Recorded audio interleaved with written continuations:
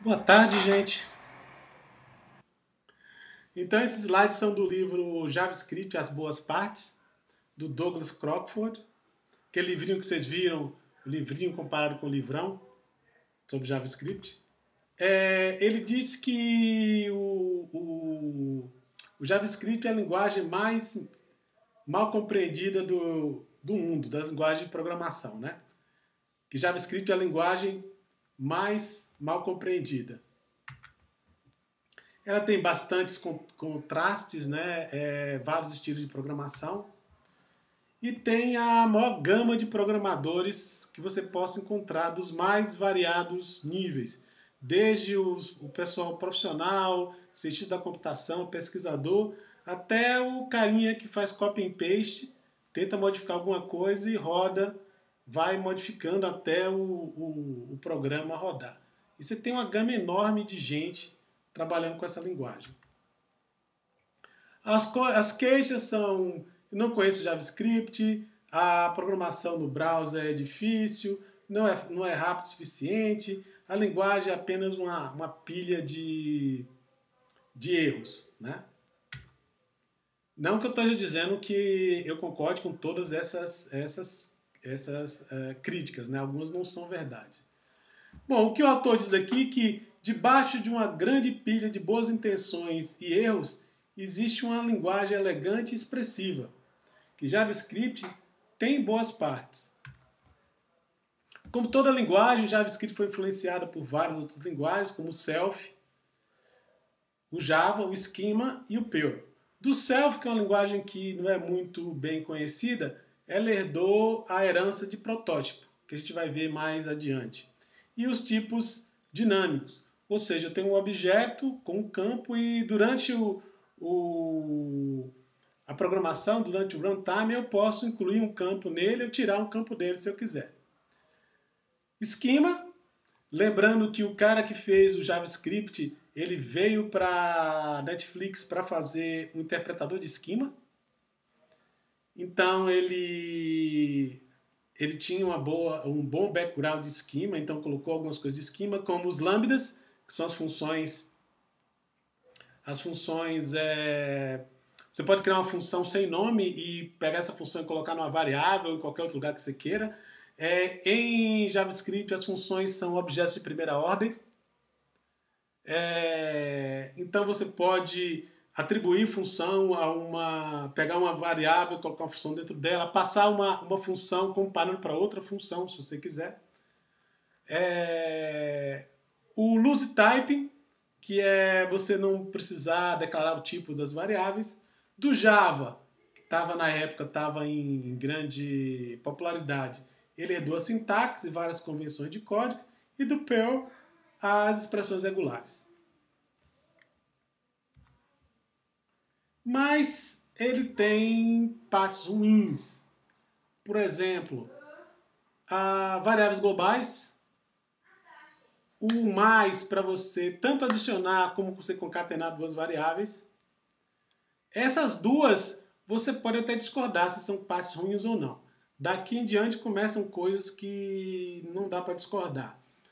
Inserção de semicolon. Em JavaScript, o que termina uma linha é o semicolon, é o ponto e vírgula. Igual no Java, o ponto e vírgula termina uma linha. Mas o JavaScript pode inserir pontos e vírgulas no seu programa sem você pedir. A gente vai ver o que é que acontece com isso mais adiante. O type off, você ter o type off, ele botar um string, certo? O if e o eval. O if ele não funciona muito bem. E o eval permite que você pegue uma string e rode essa string como um programa JavaScript. Então, dentro do string, eu escrevo um programa JavaScript, faço um eval e ele roda aquele programa dentro da string. Ele causa vários problemas de segurança nos programas de JavaScript. Phone arrays, ou arrays que não são arrays na verdade, que são objetos que você vê como array. O igual e o diferente, que eu já comentei, mas a gente vai ver de novo aqui alguns problemas que eu não tinha falado ainda. E você pegar o falso, null, undefined, not a number e tratar tudo isso aqui como falso. E jogar tudo tratar isso como se fosse as mesmas coisas. Falando do igual igual, eu falei, né, que o igual igual ele converte uma coisa em outra. Por exemplo, ele converte um zero, a string 0 no número 0. Mas não só isso, eu esqueci de falar uma coisa também. Transitividade. A ordem importa também. Por exemplo, eu estou perguntando se string vazia é igual a 0. Falso. Ah, beleza. Então 0 não pode ser igual a string vazia. Mas é. Certo? Então a ordem aqui varia. O igual não é transitivo. Certo? E por aí vai. Aqui tem, no caso aqui do null, eu estou convertendo null para falso. Estou convertendo undefined para falso. Isso aqui eu já tinha comentado com vocês. Erros que cancelam um ao outro. Aqui eu estou fazendo um código que eu quero saber se o campo name no myObject existe ou não. Se ele não existir, eu quero colocar um alerta para o usuário. Alerta, o campo tal não foi encontrado. E como é que eu implementei isso? Eu fiz value igual ao valor do campo name, do campo cuja string está dentro de name, em myObject, e coloquei ele aqui. Isso, se esse campo não existir, isso volta undefined. Quando eu faço esse igual aqui, eu testo undefined é igual a null. E funciona. Porque eu converto null em undefined. E dá o igual e ele roda. Então, na verdade, esse código aqui funciona. Mas funciona pelas razões incorretas. Funciona porque eu converto null em undefined.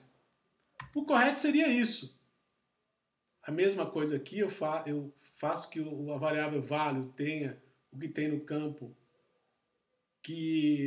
da string que está dentro de name. Então, dentro dessa variável name existe uma string que aponta um campo aqui em myObject.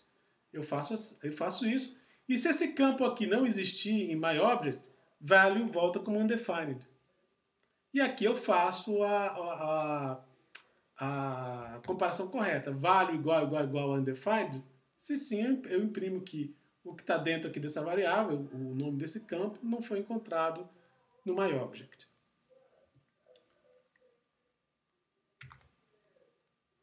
Outro problema é que boas features às vezes interagem de maneira ruim. Então, por exemplo, objetos podem herdar de outros objetos. Funções podem ser membros de objeto. E esse statement do for-in, ele vai pegar funções herdadas com as funções com membros do próprio objeto. Um objeto ele pode herdar de outro objeto, a gente vai ver logo depois. E aí ele vai herdar os campos desse objeto e as funções que tem naquele objeto. Até aí tudo bem. Quando chega no for-in, o for-in, então, ele deveria mostrar todos os membros do objeto. Só que ele vai misturar os membros que são daquele objeto propriamente dito e os membros que são do objeto que aquele objeto herda. O que acontece? O for-in ele é problemático. Porque você tem uma questão de projeto aqui. O for-in, quando ele varre os campos de um objeto, e lembrando que um campo de objeto pode ser tanto uma variável, pode conter uma variável ou conter uma função, mas quando ele vai ele vai listar os campos de um objeto, ele deve fazer uma busca rasa ou profunda. Ele deve listar os campos que pertencem àquele objeto, ou os campos que pertencem àquele objeto e aos objetos dos quais ele herda. A decisão de projeto foi fazer uma busca profunda e deixar para o programador filtrar os membros que ele não quer. Então ele filtra os membros, por exemplo, se ele quer todos os membros, ele usa todos os membros. Se ele quer só o membro daquele objeto, ele filtra daquele objeto. O problema é que eles não deixaram isso claro no for-in. E a consequência é que você tem bastante confusão em como usar o for-in. Uma melhor decisão teria sido não distribuir a linguagem de maneira ampla, até você ter bastante experiência com as decisões de projeto que você teve e colocar as melhores defaults. Só que devido ao contexto histórico, né, o Netscape não tinha tempo, então ele não pôde esperar e para vários defaults da linguagem ele não colocou a melhor opção, ok? Qual a solução hoje? Hoje você procura não usar o forim e usar essas duas funções aqui. Object.keys retorna um array com todas as propriedades, nomes de propriedades do objeto. E essa ordem vai voltar na mesma ordem que voltaria no loop for, no forim. Ou seja, o keys faz exatamente o que o forim faz. Ele pega todos os campos do objeto. Mas você também tem o object.getOnPropertyNames. Ele retorna um array com todas as propriedades que foram encontradas diretamente no objeto. Então, só as propriedades do objeto, não as que ele herda. Bom, aí você permite ao usuário usar ou keys ou getOnPropertyNames, a dependendo do que ele quiser. Aqui eu tenho um exemplo. Eu declarei um objeto aqui, tem o campo A, que tem string SomeString, e tem o campo B, que tem o número 42. Aqui eu mando imprimir getOnPropertyNames desse objeto 1.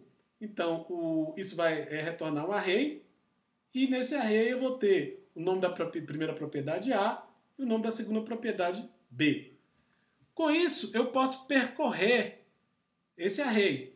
Então aqui, por exemplo, eu peguei esse array de novo, né, getOnPropertyName do objeto 1, e usei essa função forEach, que é uma função dos arrays, e para cada elemento do array eu vou aplicar essa função aqui.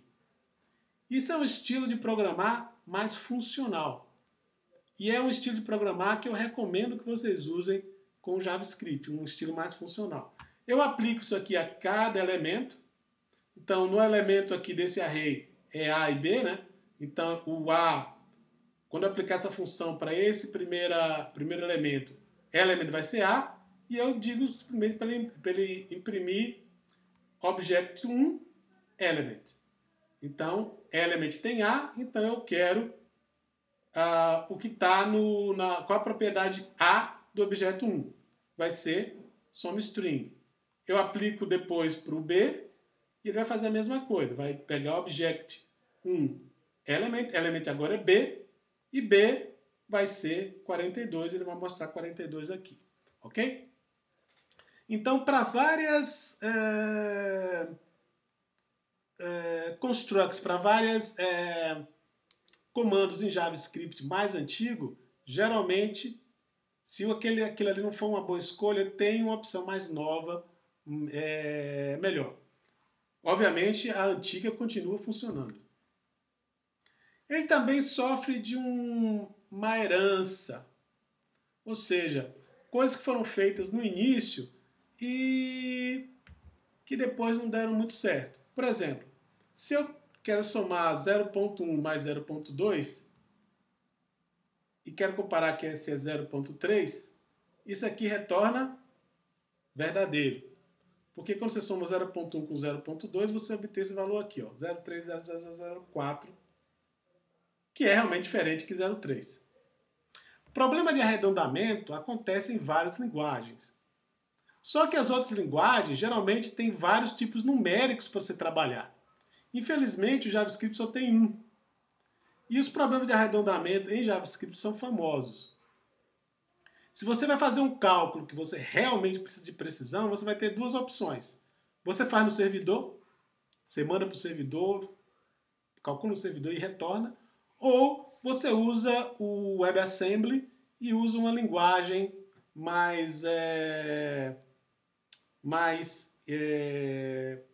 menos problemática com tipos. Existem, inclusive, bibliotecas para fazer isso em JavaScript, já com essa eles já chamam a outra linguagem, já faz isso sem você precisar fazer todo o trabalho. Herança. A gente está acostumado à herança clássica, né? Tem uma classe,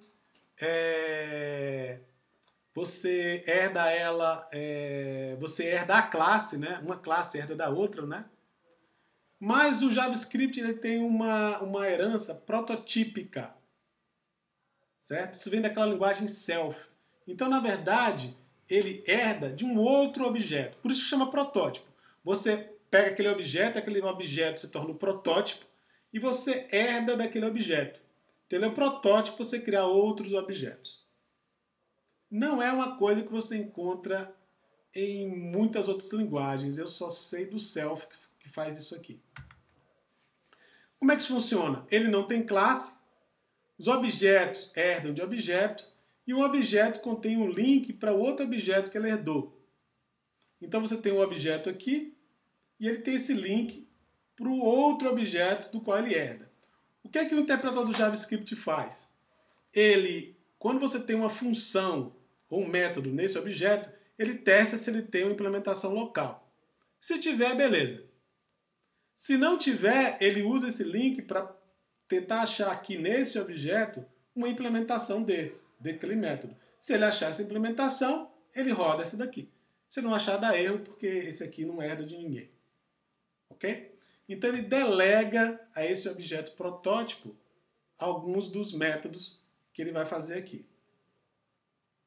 E isso é um pouco diferente do que o Java faz, por exemplo. Lembrando que agora nas versões novas do JavaScript você já tem classes e você pode herdar de uma classe para outra. Mas essa herança de protótipo continua existindo no JavaScript, continua funcionando. Closures. Closure é uma coisa que não é específico do JavaScript. Até o Java, a versão mais nova, tem. E várias outras linguagens também tem. Uma closure é um objeto funcional, ou seja, uma função encapsulada dentro de um objeto. E ela contém uma função, com o nome da função, o parâmetro da função e o corpo da função. E também uma referência para o ambiente onde ela foi criada. Isso que se chama uma closure, um fechamento, né? Para o ambiente que ela foi criada. Isso é uma coisa boa. Vamos ver um exemplo aqui de como a gente pode usar isso. Vamos dizer que eu tenho um problema aqui. Eu tenho essa função digitName que transforma um número numa string. Então, por exemplo, eu coloco aqui, por exemplo, alert digitName 3. Lembra que alert é aquela função JavaScript que mostra na tela o que tiver aqui dentro. O digitName, ele entra 3, né? E ele retorna a string 3. Simplesmente você usa o número aqui como um índice aqui nesse array. Ele simplesmente pega 0, 1, 2, 3. Então o índice 3 é a string 3 e ele retorna a string 3 aqui. Então começou bem simples. Mas aí eu decidi o seguinte, eu não quero fazer ele global. Né? Esse names aqui é global. Eu quero fazer ele restrito à minha função. Beleza. Então eu simplesmente copiei ele para dentro da função. Ele não é mais global. Quem está fora dessa função não tem acesso a esse array. Certo? Funciona bonitinho. O único problema é que isso é lento. Porque toda vez que eu executo essa função, eu tenho que criar esse array aqui. Então, se eu fizer 20, 30, 1 milhão de vezes, eu vou ter que criar esse array 1 milhão de vezes. O que é que eu posso fazer, então? Eu posso fazer um closure. Eu faço que digitName, a variável digitName, é uma função, é igual a função, só que eu chamo essa função aqui. Então, o digitName não é igual a essa função, é o resultado de eu chamar essa função. Ok? E que função é essa? Então, quando eu crio essa variável, eu crio essa função primeiro e chamo ela. Quando eu chamo essa função, ela cria esse array e me retorna uma outra função. E essa outra função usa esse array aqui para descobrir qual é a string que corresponde a esse número. Então, 0 retorna 0, 1, ou seja, funciona igual como funcionava antes. E eu retorno essa função aqui para dentro desta variável. Quando aqui embaixo eu chamo essa função, alert digit name 3, ele chama essa função daqui de dentro. Como essa função daqui de dentro é uma closure, ela guarda todo o ambiente de quando ela foi chamada. Então ela tem o ponteiro para names. Isso aqui não é perdido. Eu tenho o ponteiro para names e consigo pegar esse array aqui e usar. E essa função funciona. Qualquer outra função aqui fora não tem ponteiro para names. Então ninguém tem acesso a names para modificar names. Ok? Isso aqui é o que a gente chama de closure. E isso aqui, na verdade, é uma boa implementação que o JavaScript faz. Uma implementação mais funcional. Ou seja, nem tudo de JavaScript, gente, é ruim. Certo? Tem muita coisa boa na linguagem. Mas vamos falar agora de mais um probleminha. Estilos não são subjetivos. Se você for ver a definição de JavaScript, um comando termina no ponto e vírgula. Ok? Então, uma linha, um new line, não quer dizer nada para o JavaScript. Então, se eu tenho esse estilo aqui, eu posso ter esse estilo, colocar os blocos aqui, colocar a chave aqui, conteúdo aqui, fecha a chave aqui, que funciona bem em JavaScript. Ou eu poderia ter esse estilo de programação aqui. Eu deixo a chave aqui para baixo e coloco o conteúdo aqui. Isso funciona bem com várias linguagens, mas não com JavaScript. Então, vamos dizer que eu tenho, nessa primeiro código aqui, eu tenho um return e ele está me retornando aqui um objeto. Está me retornando um objeto com o tipo OK, com um campo OK, que é true. E isso funciona bem em JavaScript. E aqui eu tenho a mesma função, ou o mesmo código, só que eu coloquei um return depois do return. Né? Coloquei uma linha nova aqui e coloquei aqui embaixo. Isso, teoricamente, deveria funcionar perfeitamente em JavaScript, porque, afinal, o pula-linha não é o que termina o comando JavaScript, é o ponto e vírgula, ok? Então, isso deveria funcionar em JavaScript, mas não funciona, e o pior de tudo, que dá um erro silencioso, ele não reclama.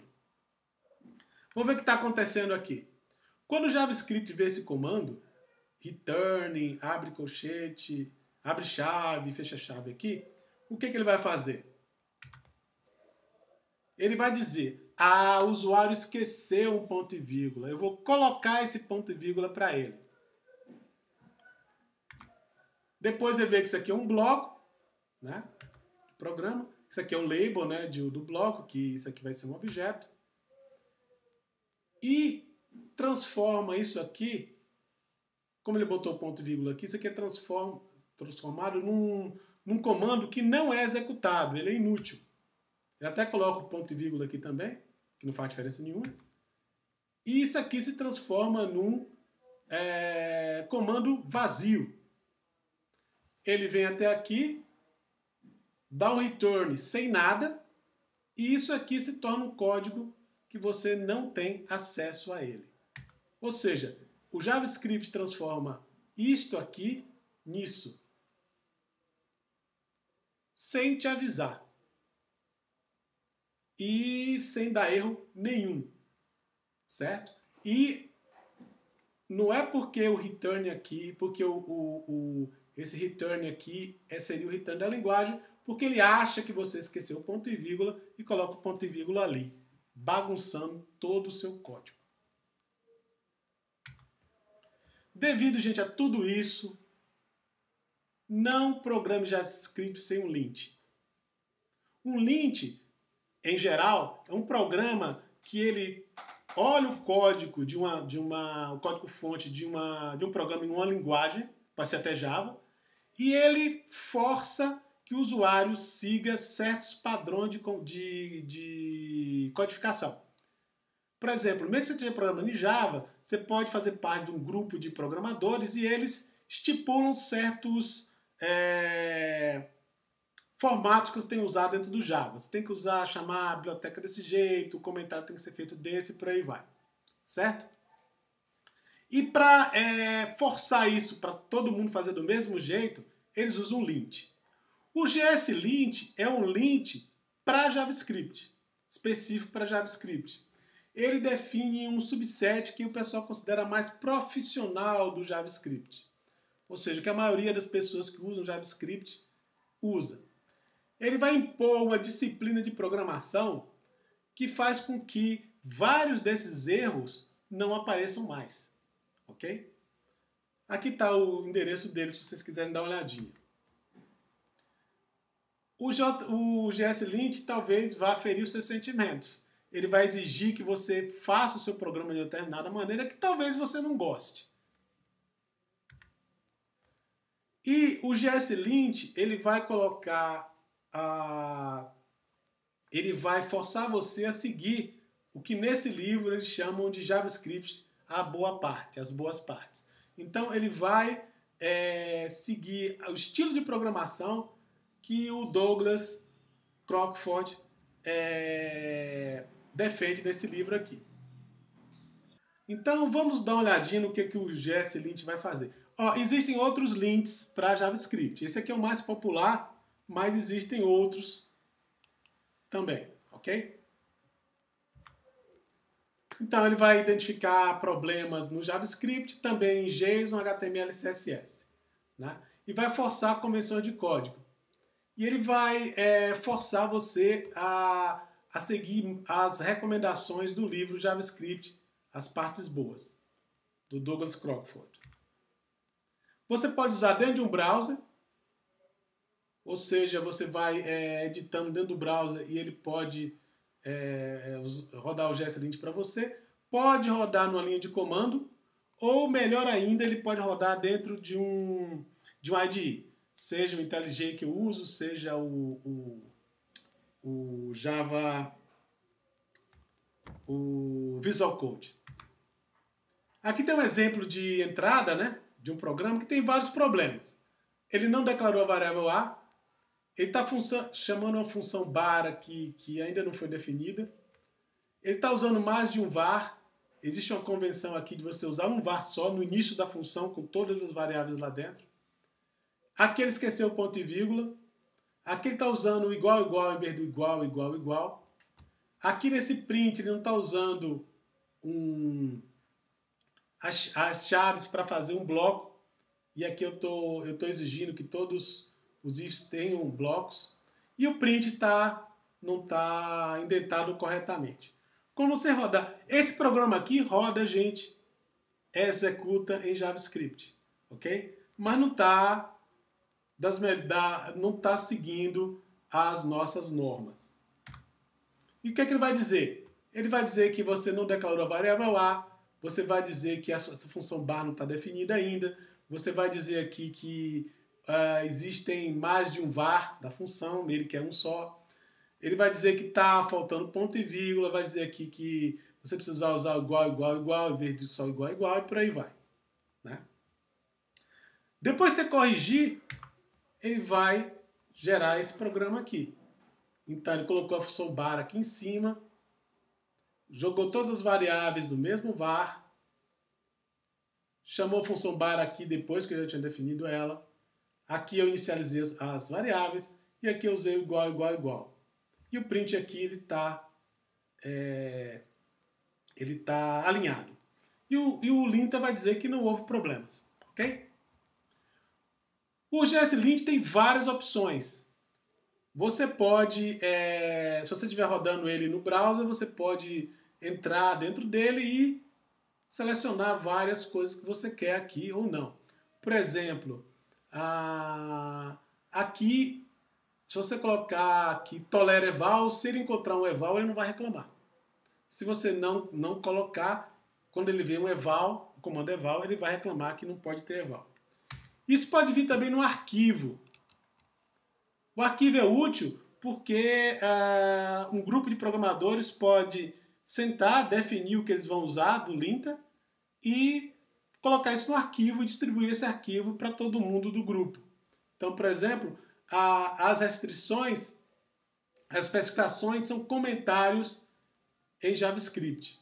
E você pode descrever nesse arquivo JavaScript, nesse comentário, o que você quer. Por exemplo, eu estou dizendo que eu vou sempre dizer que browser é true. Ou seja, que isso está sendo... Eu vou usar as regras para programas que vão rodar no browser. Que o indent vai ser igual a 2 e por aí vai.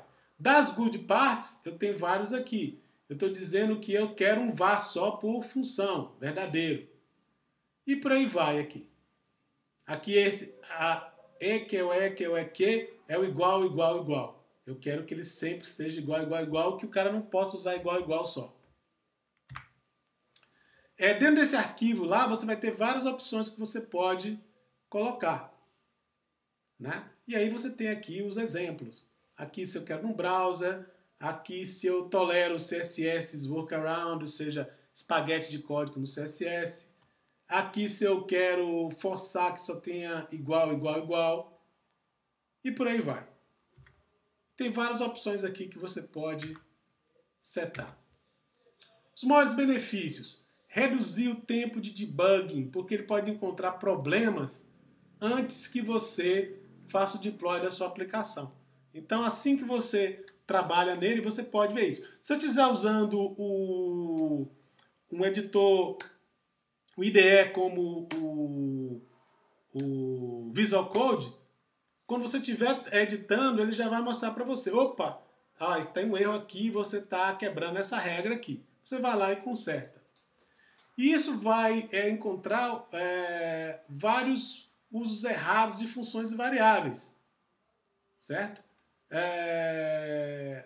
E por aí vai. Aqui tem vários que você pode detectar. Né? Por exemplo, aqui cada função com nome ou anônima deve conter apenas um comando var com todas as variáveis que você vai usar. Né? Então você vai declarar todas as variáveis locais no topo de cada função com var. Beleza, então. Então isso aqui ele vai forçar com que isso aconteça. Isso aqui, por exemplo, vai evitar aqueles erros de você declarar um var lá no fim da função e ele fazer o hoisting e colocar ele no início. Isso vai evitar bastante erros de código. E por aí vai, essas aqui são as outras coisas, alguns exemplos do que ele pode fazer. Outra recomendação é que você coloque o GSLint como parte do seu processo de build. JavaScript não é compilado, mas geralmente você vai pegar todas as suas funções e empacotar tudo para mandar para o usuário. Então tem um processo de build para você fazer a sua aplicação web. Nesse script de build você pode acrescentar o GSLint para que você não mande para fora, não distribua nenhuma código que não esteja de acordo com as regras do lint, ok? E isso pode ser feito para JavaScript, HTML e CSS também. Outra coisa que o lint vai fazer, ele vai permitir que o grupo tenha certas regras de codificação. Sei lá, os comentários têm que sempre ser // e não ***. Isso pode ser uma regra que o seu grupo de software decidiu fazer e você pode acrescentar isso para o lint. Como todos os códigos de padrões de codificação, você pode não concordar com tudo que o lint quer fazer. Né? Agora, os benefícios que ele provê ajudando você a encontrar problemas durante o desenvolvimento e forçando consistências de código em todo o seu código, isso é muito mais útil do que, assim, ser muito mais importante do que alguma restrição que ele está te dando que você não goste. Por exemplo, eu gosto de usar igual, igual. Mas o linter não vai deixar você fazer isso. Mas o desconforto de você usar um tipo de construção na linguagem que você não gosta muito, esse desconforto é 1000 vezes pago pelo fato dele achar milhares de problemas para você. Então, gente, eu recomendo que todo mundo use o lint. Geralmente, a IDE já vem com lint. Geralmente é esse lint aí. E eu recomendo que todo mundo use. Beleza? Alguma pergunta?